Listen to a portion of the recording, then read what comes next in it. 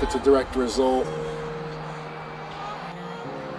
of seeing my father, you know, get sick or deal with his cancer, or it's just a product of getting older and you just become more aware of what's important, or sometimes you become aware, generally speaking, of your insignificance maybe in the whole scheme of things. But your view does change in terms of what is important. When I first started out in 2005, oh my God, I remember being an absolute wreck prior to getting on stage.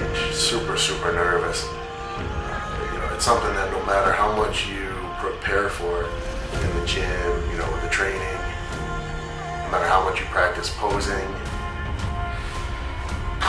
nothing prepares you for being on stage quite like being on stage. You know, the seeing the crowd and the lights and the applause, and I mean, let's face it, you know, you're standing there in your underwear. So, you know, how do you prepare for that? And me personally, I've never really been I'm by no means an introvert, but I'm not the showy type or the most, I guess, extroverted person I know. So yeah, for me, getting ready for you know, to get on stage has always been super nerve-wracking. At this point, though, it's gotten less and less and less.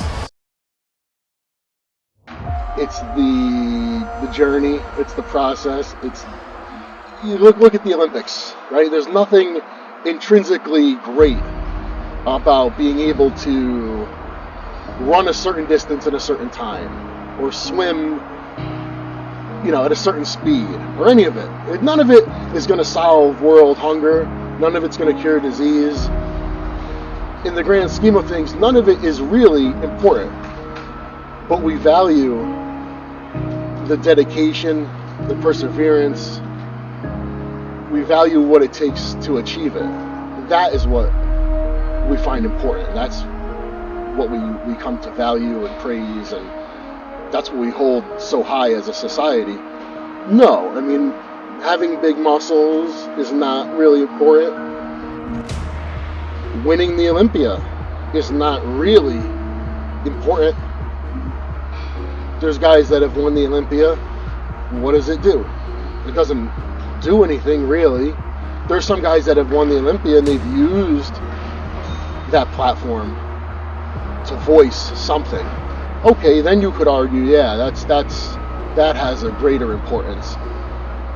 But yeah, no, as I've gotten older, having 22 or 23 inch arms or 30 inch quads or any of that, it is not really, at the end of the day, important.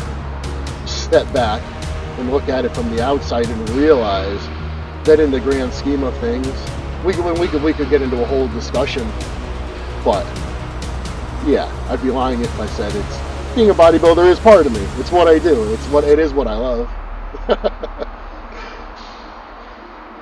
But I am able to put it into a general perspective and realize its place and its significance in comparison to other things.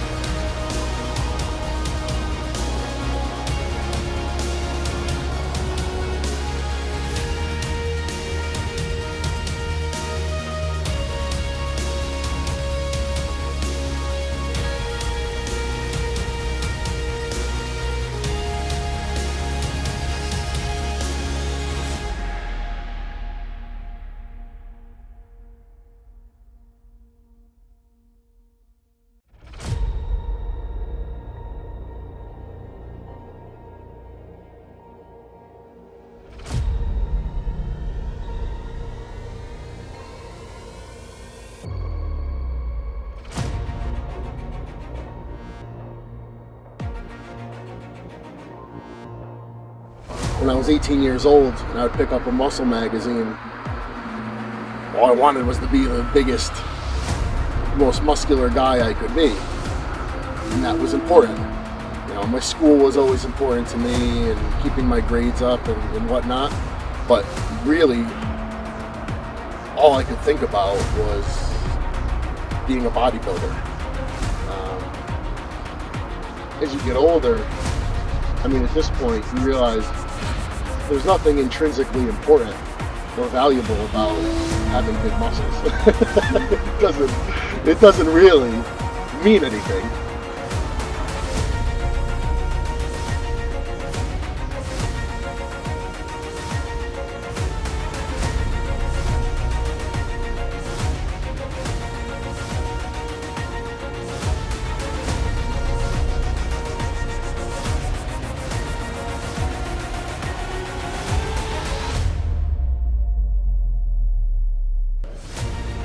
I think for everybody, no matter how long you've been doing it, there's a certain amount of anticipation that surrounds, you know, those days and moments leading up to getting on stage. And I've always, I've noticed since I become a pro, and you know, being around a lot of guys that I know have been doing it for a lot longer than me, that no matter how long they've been doing it, I still notice a certain tension backstage. And once the prejudging's over, and you come back for the night show, it's always a lot different. The feeling is always a lot different. So I think once everybody gets that prejudging out of their system, they feel a certain sense of relief. But at this point, it's way less nerve-wracking than it used to be.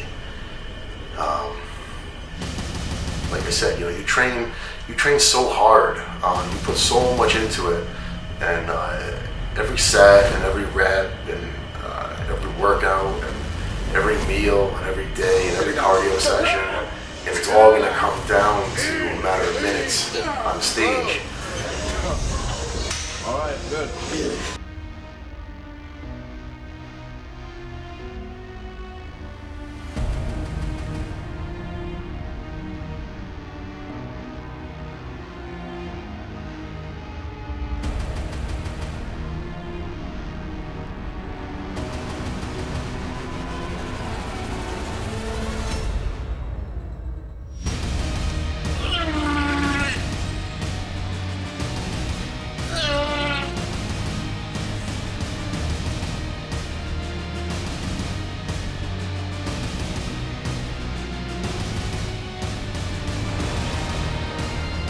Dude, that's pretty fucking nutty.